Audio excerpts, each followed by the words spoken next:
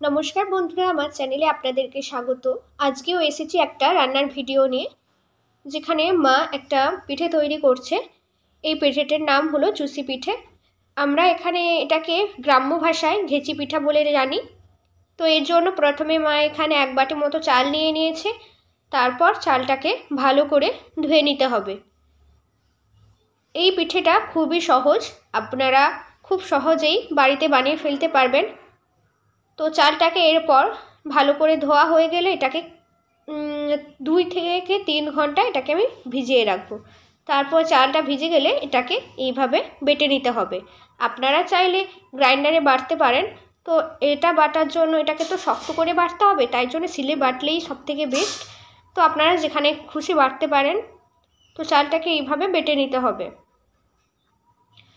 এইটা আপনারা বাড়িতে অবশ্যই বানাবেন। আগেই বলেছিলাম বৃহস্পতিবার আমাদের বাড়িতে অঘ্রাণ পৌষ মাসে বৃহস্পতিবার আমাদের বাড়িতে পুজো হয়। আমাদের এখানে গ্রামেই সবারই বাড়িতে পুজো হয়, সেদিন মা এটা বানায়।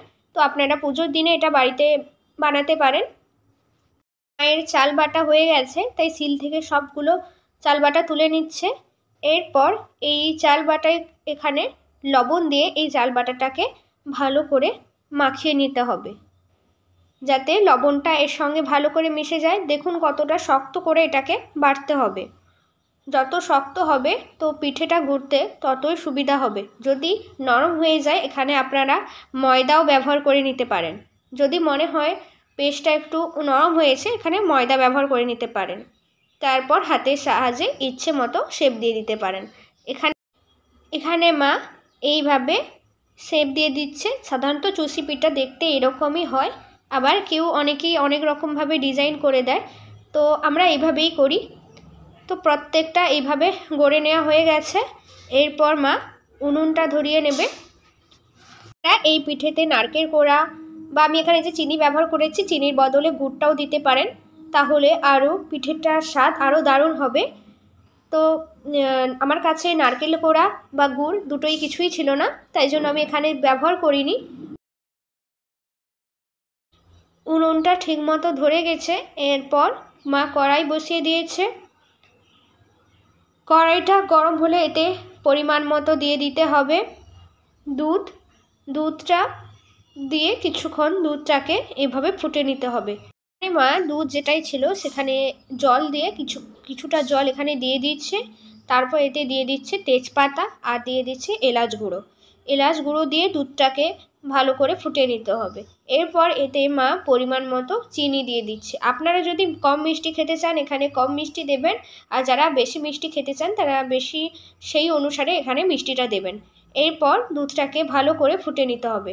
এরপরে মা এখানে স্বাদ মতো লবণ দিয়ে দিচ্ছে। এইভাবে আবারও দুধটাকে ফুটে নিতে হবে। দুধটা ভালো করে ফুটে এলে মা এখানে পিঠেগুলো দিয়ে দিচ্ছে। ঠিকভাবে পিঠেগুলো দিতে হবে যাতে পিঠেগুলো না জড়ে যায়। আর এক এক করে এইভাবে প্লেট যদি উল্টে সবগুলো একসঙ্গে দেওয়া হয় তাহলে পিঠেগুলো জড়ে যেতে পারে, তাই জন্য এক এক করে সুন্দরভাবে এইভাবে পিঠেটা দিতে হবে। দিলে পিঠেগুলো একে অপরের গায়ে লেগেও থাকবে না, আর নাড়াচাড়া করতেও অসুবিধা হবে, আর খেতেও পিঠেটা অনেকই সুন্দর হবে। আর ভিডিওটি যদি ভালো লেগে থাকে অবশ্যই লাইক, কমেন্ট, শেয়ার এবং চ্যানেলটিকে সাবস্ক্রাইব করবেন এরকম রান্না এবং ব্লগের ভিডিও পেতে। তারপর এটাকে কিছুক্ষণ নাড়াচাড়া করে ফুটিয়ে নিতে হবে। 2-3 মিনিটের মতো এটাকে ফুটিয়ে নিতে হবে যাতে পিঠেটা সেদ্ধ হয়ে যায়। 2-3 মিনিট পর পিঠেটা ফুটে এলেই এবং পিঠেটা সেদ্ধ হলেই আমাদের পিঠে একদম তৈরি। এখানে মা পিঠেগুলোকে তুলে নিচ্ছে একটা বাটিতে। গ্রাম বাংলার এই দারুণ স্বাদের পিঠে রেসিপি বাড়ির সবার সঙ্গে উপভোগ করুন। দেখুন পিঠেটা দেখতে কতটা সুন্দর হয়েছে এবং একে অপরের গায়ে একটাও লেগে নেই। মা এখানে খেয়ে দেখছে।